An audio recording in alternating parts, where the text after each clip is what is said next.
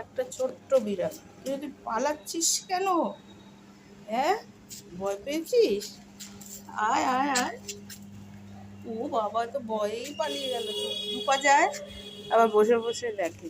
দুপা যায় আর বসে বসে দেখে। এই রে, পালিয়ে চলে গেল। ওর মা এখানে রয়েছে। ওই তো তোর মা তো ওখানে। ও মা, আরো বিড়াল আছে। গাছে উঠে যাচ্ছে, দেখো কেমন কি সুন্দর। গাছ দিয়ে দিয়ে পাঁচিলের ওপর উঠে গেল, দেখছে হাঁ করে। ওরে বাবা, দেখবি তো।